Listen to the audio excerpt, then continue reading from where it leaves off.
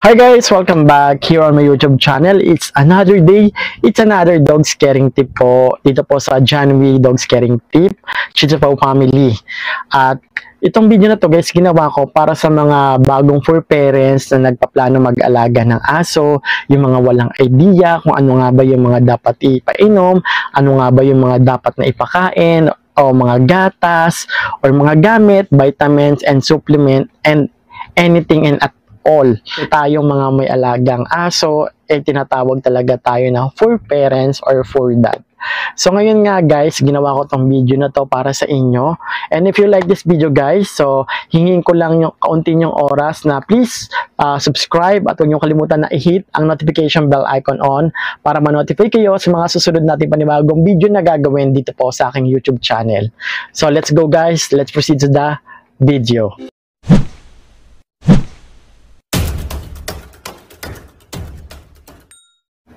So first guys, kasi may mga nagtatanong sa akin, bago pa lang sila mag-aalaga ng aso, kung ano nga ba yung mga breed na gusto nilang alagaan.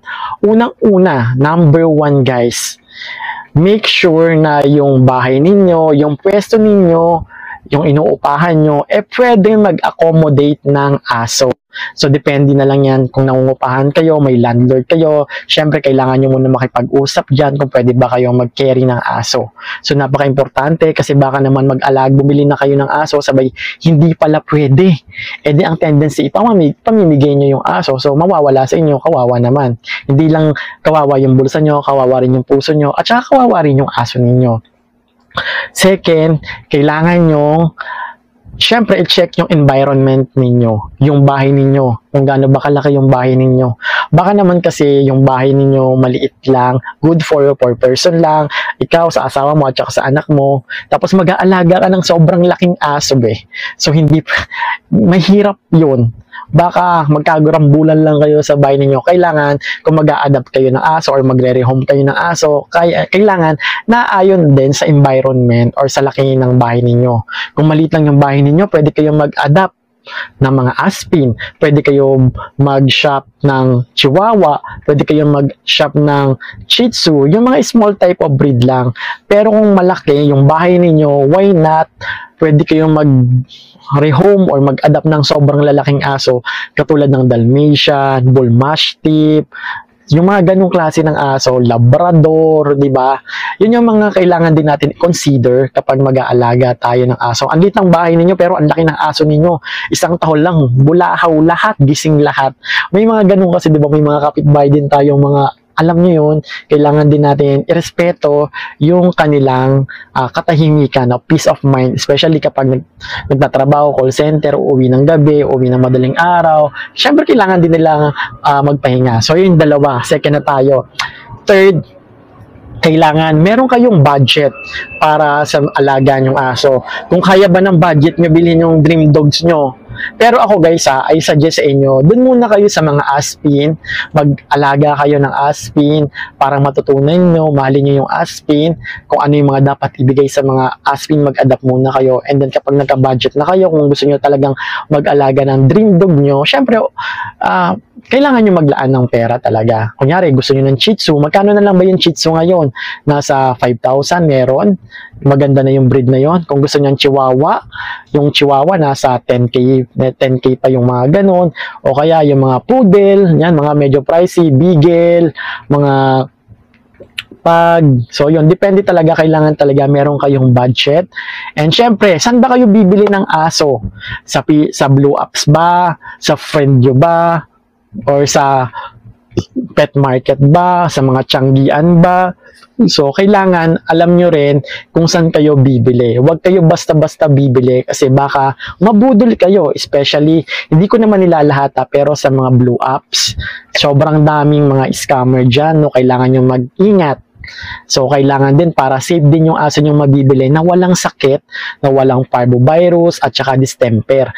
Yung Sinasabi kasi ng parvovirus at saka distemper, sobrang deadly nito. Talagang nakakamatay siya ng puppy. Ito talaga, lahat ng breeder, ito yung talagang iniiwasan yung kanilang aso ay may parvo kasi sobrang bilis nito mag-spread at lahat ng aso nyo pwede niyang patayin in just 3 days lamang.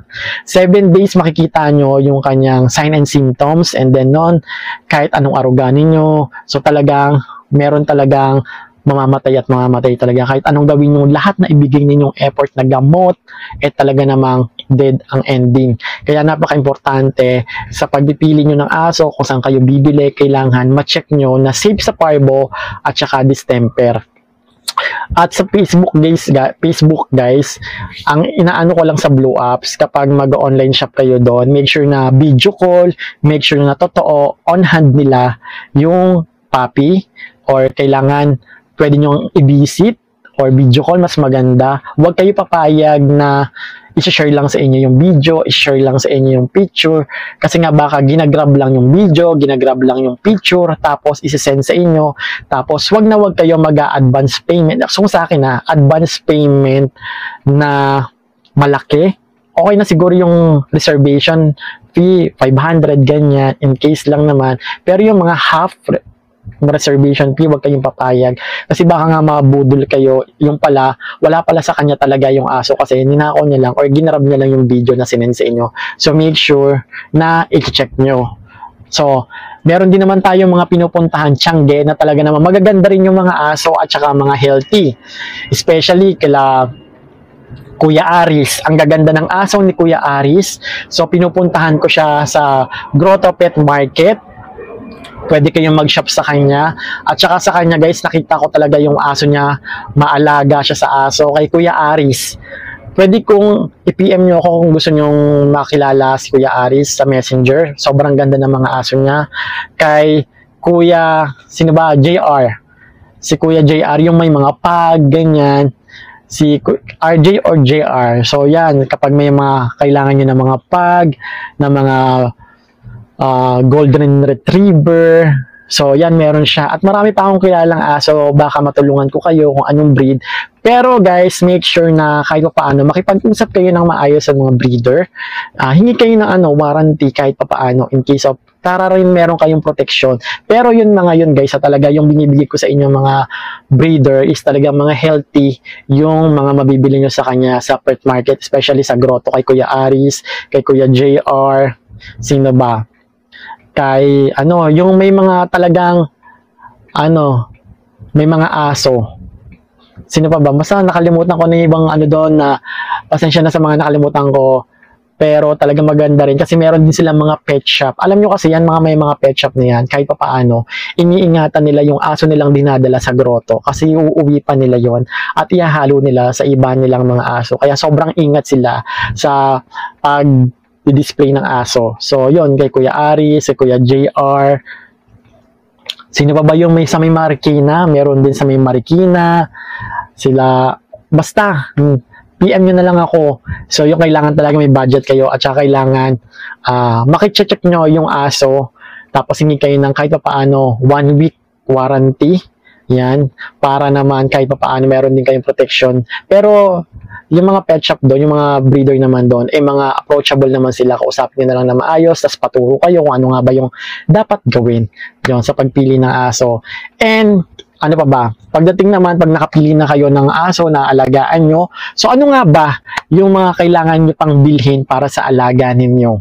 So, pag nakakuha na kayo ng aso, kailangan pala yung bibili yung aso na deworm na, at least 2 to 3 times, tapos may vaccine na 5 and 1 shot. Siyempre, mas maganda kung yung vet yung nag-vaccine. Importante kasi talaga may vaccine ng vet. Yun yung isasuggest ko sa inyo. Iba kasi yung vaccine ng breeder, iba kasi yung vaccine ng vet. Kapag vaccine kasi ng vet, meron siyang licensed vet at kahit paano itutuloy nyo na lang yung pagbabaksin. Second vaccine, third vaccine, at yung vaccine guys is 550. Kapag breeder vet kasi, ang mangyayari nun, maboboid lang siya. So, kailangan nyo pa rin mag-start sa first vaccine. Yun lang naman yung difference ng breeder vet, breeder vaccine, at saka vet vaccine. Yung sa vet vaccine, legit kasi meron siyang serial number ng vet na kailangan nyo lang i-continue. And then yung breeder vaccine Ito naman, mabuboid lang naman siya, pero may vaccine na yung aso. Yun nga lang, kailangan nyo pa rin pabaksinan din talaga sa vet. So, yun lang naman yung difference, no? Ang importante kasi talaga, healthy yung mabibili yung aso. Una-una, hindi nagtatae, hindi nagmumuta, hindi madumi, yung balahibo, dapat talaga maganda yung balahibo, presentable, tapos gumaganon yung buntot, walang mga muta, walang mga sipon, hindi matamlay, tapos kailangan kumakain at umiinom ng tubig. So yan mga yan kasi guys, kapag nakahanap ka na ng alaga ang pets, hindi nyo pa kasi pwede dalhin yan sa vet, kailangan 1 week pa bago nyo dalhin sa vet para makita nyo talaga kung healthy yung aso. Ganun talaga, pagpahingihin nyo sa bahay, tubig, at saka isasuggest ko sa inyo guys, kapag bagong bili yung puppies ninyo, make sure na ilayo nyo yung mga sapatos, ilayo nyo yung mga tsinelas, as long as possible guys, nakakulong yung aso ninyo, kasi para kahit pa paano, hindi siya makontaminate ng mga parvo, distemper. Kapag sa sahig nyo lang kasi nilagay yung aso nyo sa semento, possible kasi magkasakit yung aso ninyo. Kung ano-ano yung ngangat-ngatin, yung tsinelas, yung sapatos. Kaya kailangan, kung kaya nyong ikulong within 6 months, ikulong nyo muna. Siyempre, kailangan ilalabas nyo rin ang kakargahin nyo, pero wag nyo munang papalaruin sa sahig hanggat hindi pa nakukumpleto yung kanyang vaccine. Tandaan nyo yun guys, never nyong dadalhin yung aso ninyo sa park kapag hindi pa fully vaccinated kasi nga, baka magkaroon ng sakit. At yun yung reason niya kung bakit mamatay yung aso ninyo. Pag nabili nyo na yung aso, ano nga ba yung mga dapat nyo pang ibigay sa aso ninyo? Siyempre, vaccine, deworm, yan yung mga kailangan. Tapos pagdating naman, mga gamit, essential, siyempre kailangan nyo ng kulungan. Yung kulungan ay suggest, yung malaki na yung bilihin ninyo, yung large or XL. Kung isa lang naman siya, pwede na yung large, okay na yon. Huwag kayong bibili ng medium kasi medyo maliit siya. Depende kasi sa size ng aso nyo. Kung bibili kayo ng medium, siguro yung aso nyo kailangan chihuahua lang na packet size, maliliit lang. Pero kung gusto nyo yung medyo standard size na Shih Tzu or ano, kailangan gawin nyo ng XL para naman kahit pa paano maka-round and round and round yung mga alaga nyong aso. At siyempre, kasama na dyan ng dog food. So, ano nga bang dog food yung ibibigay ninyo sa mga alaga nyong aso? Kailangan, siyempre, ako guys nagre-research muna ako kung ano yung mga dog food na maganda sa aso ko. Talagang iniiwasan ko yung may mga red flag, yung mga salted, yung mga maalat. So, yun yung iniiwasan ko. Highly recommend ko sa inyo guys. Marami naman magagandang dog food. May mga holistic, may mga, ano pa ba? Maraming dog food pero sa akin, holistic maganda. Nakalimutan ko na kasi ngayon, ang pinapakain ko na lang sa aso ko ay kanyang special dog food. Promise. Sobrang ganda ng special dog food.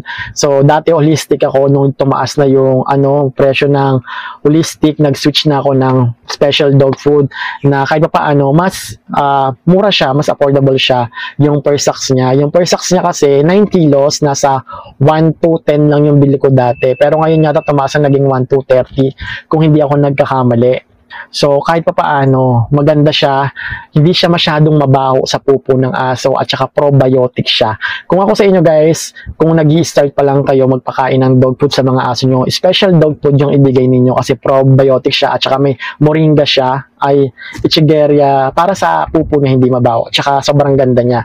Nagbibigay din naman ako ng, ano nga bang supplement? Yon, napaka-importante supplement sa mga alaga nating aso. So, yung vitamins na binibigay ko, maganda guys yung tiki-tiki, promise. Yung tiki-tiki pang newborn baby, tiki-tiki. So, pag 2 weeks old, 0.05 hanggang pag nag 2 months na 1 ml hanggang pag nag 4 months na 5 months na 2 ml na yung binibigay ko. Maganda yung tiki-tiki. Pwede rin kayo magbigay ng LC Bit sa mga alaga nyong aso. Kasi after yun na yung binibigay ko. Kung gusto nyo pa rin continue yung tiki-tiki, pwede naman. Kasi para naman mas ganahan kumain yung alaga nyong aso.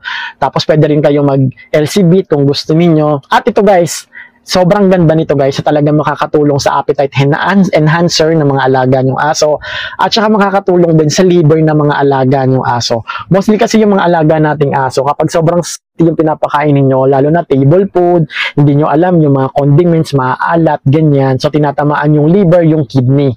Pero mas maganda kung magbigay kayo ng Liberolin. So nasa 300 plus lang siya. Bigay nyo lang siya once a day or kaya every once every 2 days, pwede yon para pang-enhance lang din talaga sa katawan niya. Sobrang ganda niya guys, promise. Tapos magbigay din kayo ng pet probiotic.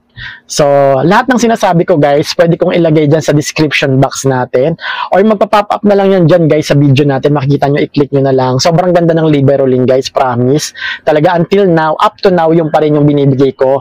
LC-Bit, minsan tiki-tiki, ganyan. Pero kung ako sa inyo guys, kung kaya nyo naman i-maintain yung tiki-tiki, pwede naman. Kung kaya nyo i-maintain yung LC-Bit, mamili na lang kayo sa dalawa. Depende kasi sa pangangailangan ng katawan ng aso nyo. Tapos, Liberolins, ay tala, perfect. Sobrang ganda niya. Tapos, pagdating sa vitamins yung binibigay ko, syempre kailangan nyo bumili ng feeding bowl, kailangan nyo ng water dispenser, shampoo. Sa shampoo guys, sobrang daming magagandang shampoo. Pero highly recommend yung gamit ko na shampoo na babango, tapos anti-tick and flea siya. Mas maganda kasi kung anti-tick and flea, anti-manghe, para hindi magkaroon ng skin problem yung alaga nyong aso na bibilhin. Especially kapag puppy na yan, kailangan at least once a week na papaliguan yung puppy. Kasi talagang sobrang mabilis bumaho yung puppy kapag hindi nyo napapaliguan. Tapos kailangan din suklayin, ganyan, i-maintain yung balahibo. So yun yung mga kailangan nyo. Depende na sa inyo guys. Kung marami kayong budget, pwede kayong bumili ng damit, ganyan, di ba? Kapag may excess kayo, damit, sapatos, kung ano yung magpapaligaya sa puso niyo at magpapaganda sa aso nyo. Pero kasi ako guys, ang importante lang sa akin yung vitamins, dog food, yun lang, masaya na ako na naibibigay ko sa alaga kong aso. Bumili na nga rin ako ng bagong stroller, kahit pa paano ay maigala ko sila. Kailangan nyo rin pala bumili ng blower para, syempre, pag magpapaliguan nyo, papatuyuin ninyo, towel, importante rin yan, tissue, depende sa inyo kung gusto nyo gumamit ng wet tissue or dry tissue, milk, kung mag-milk kayo, kung magbibigay kayo ng milk, pwede naman yung puppy love milk kapag 2 months old na yung mga alaga nyong aso. Magsasawa naman yan sila kakainom ng milk, tsaka nyo sila ibigay ng dog food. Pag 2 months old kasi, umiinom pa yan ng milk, tapos papalambutin nyo sa, yung dog food, papalambutin nyo sa mainit na milk. Pag na lumambot na, tsaka nyo ibibigay. Pag patong na ng 3 months old, ay na, pwede na kayo mag-start ng hard na dog food. Unti-unti nyo na yung ngunguyain hanggang sa masanay na sila. Tapos kung gusto nyo namang magbigay ng ulam, pwede naman yung chicken, pero make sure na walang skin problem yung nabili yung aso. Chicken, liver. Sasuggest ko lang sa inyo, huwag yung araw-arawin yung liver kasi magsasawa yung aso nyo. Mas okay na yung chicken na pinakuluan lang sa tubig. Huwag na kayong mag-add ng any asin or ano. Hayaan nyo yung natural na flavor ng manok yung lumabas sa tubig kung isasabaw nyo. Huwag na kayong maglagay ng salt kasi hindi maganda sa aso yung may asin or any condiments. Baka ikasira ng atay niya o tsaka yan ng liver niya. Tapos, ano pa ba yung mga kailangan nyong ibigay? So, yun lang naman. Kailangan lang talaga fully vaccinated yung puppies nyo hanggang mag 6 months at saka pwede nyo nang ilabas kasi mas malakas na yung resistensya ng aso nyo. Pwede nyo nang labanan yung parvo at saka distemper. Pero ito guys remind ko lang sa inyo na hindi porket fully vaccinated na yung aso nyo, hindi na siya tatamaan ng parvo or ng kahit anong virus. Possible pa rin siyang tamaan, pero ang maganda nun, mas malakas na yung resistensya niya na pwede niya nang labanan yung parvo at saka distemper compare sa walang vaccine na talaga namang 3 days pa lang dead agad yung aso. Mas maganda talaga complete vaccine yung nire-recommend ko sa inyo. Kung wala naman kayong budget, ito guys as long as possible kailangan talaga pabaksinan nyo sa vet. Kung wala talagang budget pero gusto nyo mag-alaga, hindi ko lang alam, hindi ko sure kung mayroon pang nabibiling vaccine ngayon na vaccine breeder. Yung kayo na lang magbabaksin kung aalagaan nyo naman, for rehoming lang naman, so pwede naman kayo siguro mag-vaccine. Kasi dati, di ba, may mga breeder na nagbabaksin sa aso nila. So, ganun talaga. Honest lang ako sa inyo guys, honest lang ako na mas maganda talaga kapag vet vaccine talaga para safe yung aso nyo. So, yun lang naman yung aking tips sa inyo kapag mag-aalaga kayo ng aso or nagpaplano kayo ng aso. Pagdating sa gatas, puppy love milk, marami yan. Marami kayong pagpipilian na gatas para sa mga puppies. Pero ang marerecommend ko sa inyo na talagang gamit na gamit ko ay yung puppy love milk. Pagdating naman sa ulam, pag nag 3 months old na yung aso nyo, pwede nyo pakain ng Smart Heart tapos lagyan nyo ng dog food. Yun yung ginagawa ko. Up to now, yun pa rin. May mga nagtatanong kung pwede ba yung table food. Alam nyo guys, to be honest, yung kanin pwede naman yung kanin. Pero yung ulam kasi, medyo kailangan stricto kayo sa ulam, especially yung mga sobrang aalat, sobrang condiments, yung mga malalasa. Diyan kasi nag-i-start maging picky yung alaga nyong aso. Kapag consistent kayo sa pagbibigay ng dog food, kung kumakain naman siya ng dog food, healthy naman siya, huwag nyo nang bigyan ng ulam na malasa. Pwede kayo magbigay, bumili kayo ng Tetra Pak na Smart Heart. Yun yung masasuggest ko sa inyo kasi up to now yun yung binibigay ko sa kanila para hindi sila magsawa. Kasi sa Smart Heart may iba't ibang flavor. At saka for dogs talaga siya. Yun, minimix ko, lagay ng kung gusto nyo maglagay ng kanin, walang problema sa kanin. At saka yung ulam, pwede naman yun. Kasi dati ginagawa ko rin yon. Pero kung gusto nyo ng mamasel, yung aso nyo, alam mo yung melaman na mamasel, dog food, at saka high in protein. Yung high in protein kasi mga dog food, high in protein yan. So, yun. Chicken. Sa liver naman guys, wag na wag kayo everyday magbibigay ng liver kasi magsasawa siya yung mga alaga nyong aso. So kung meron pa kayong ibang question guys, ibang tanong, pwede kayo mag-comment dyan sa ibaba at sasagutin natin yung mga question nyo sa abot ng aking makakaya. At saka guys, pwede nyo akong i-PM sa aking Facebook page na Shih Tzu Paw Family or dun sa Pango Squad. Please follow me on Pango Squad dahil yun na yung bago nating Facebook page. Kasi nga guys, sobrang restricted na yung aking Facebook page na Shih Tzu Paw kaya hindi ako masyado nag-a-update na doon. Pinaghihilom ko muna yung sugat ng Facebook page natin na Shih Tzu Paw kaya nga medyo nawalan din talaga ako ng gana sa pag-vlog ng aso. Kasi nga, alam mo yon yung gusto mo nang makatulong, nagpa-giveaway ka na, ganyan ng mga aso. Pero in the end, yun pala mangyayari. May mga magre-report sa'yo, i-restrict nila. So nakakalungkot lang. Kaya nag-ano ko ng food tripan o kaya kahit ano may vlog ko. Kasi nakakalungkot lang kasi talaga. So may mga ganun kasing tao sa paligid natin na magre-report talaga sa Facebook page natin. So yun lang, yun yung mga natutunan ko. So, yun lang guys, that's it for today's video. And yun, kung bago pa lang kayo dito sa aking YouTube channel, so please subscribe at huwag nyo kalimutan na i-hit ang notification bell icon on para ma-notify kayo sa mga bago nating video na gagawin dito sa ating John Wee Dog Scaring Tip. At yun lang guys, maraming salamat at see you on my next video. Comment nyo lang dyan sa ibaba kung may mga question kayo, pwede nyo rin akong i-PM guys. Huwag kayong mahiya and sasagutin ko yung mga question nyo sa abot ng aking mga kaya. And thank you, maraming salamat at see you on my next video. Bye bye.